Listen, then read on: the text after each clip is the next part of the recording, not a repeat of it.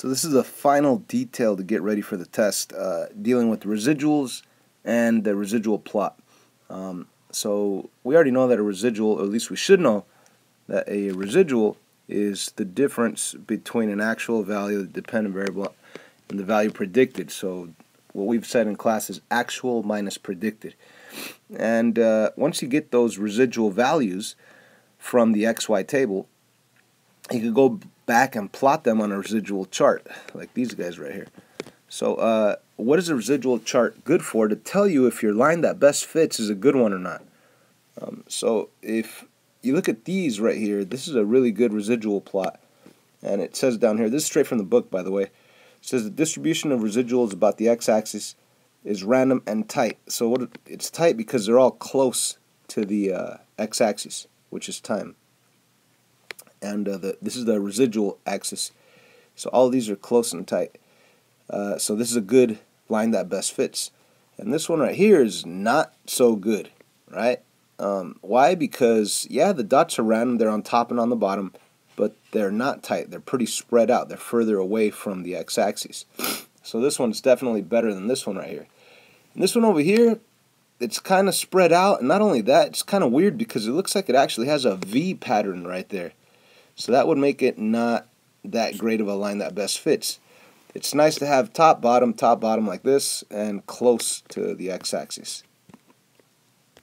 So if I were to ask on a multiple choice question, out of these three, which one's the best one, or which residual plot tells you that it has the line that best fits? Well, obviously it's this one, the ones that are close and tight. If you had all the dots up here, that'd be no good. All the dots down here would be no good. All the dots all over the place spread out far away from it, it's not that great. Not this one either. So yeah, this is the best one. If we take a look at this second example on the book, it says that a student did a line that best fits. Here's a line that best fits. And he wants to check and see how good that line that best fits is. So we've already filled out this type of table. By the way, this type of table is not going to be on the test. Make sure you study the practice test so you could get used to those types of tables. But we should understand that these are x values, these are y values. This is the actual value, and we get our predicted value by simply plugging in our x into the x value, but in this case it's t, and work it out, and the answer you get, that's your predicted. Right? So if you get 10 and plug it in there and do the math, 0.25 times 10 plus 29, you will get 31.5. And the actual value is 31.3. If you plug in 20 in there, work it out, you will get 34. And the actual value is 34. So you have your actual values, you have your predicted values. Once again, how do you get your predictions? By plugging it into the line that best fits. And after you get your predicted values, then go actual minus predicted, that'll give you a residual. Actual minus predicted, that'll give you a residual. Actual minus predicted, that'll give you a residual.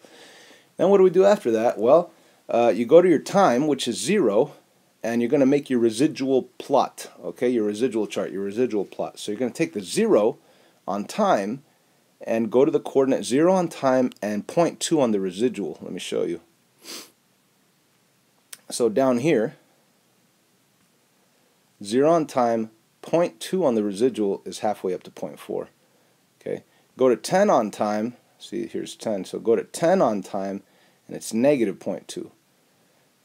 Go to 20 on time, and the residual is 0. So 20, 0 is right there. And the next one, 30, 0, is also right at 0, right? 30 on the x, 0 on the residual on the y.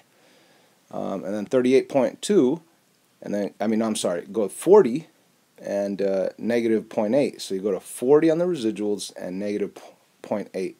So as you can see, this is your residual plot. So the question is, does this residual plot tell you that the line that best fits is a good one? And the answer is yes, it does. Why? Well, you have one dot up on top, one on the bottom, and they're very close to, they're tight, close to the x-axis. These two are smack right on there, right? There is no residual. They were right on there.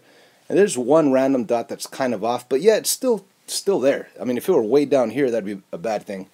But yeah, this is a pretty tight and it's pretty random, distributed on top and bottom of the x-axis. So I would say that this is a good residual plot that represents a good line that best fits.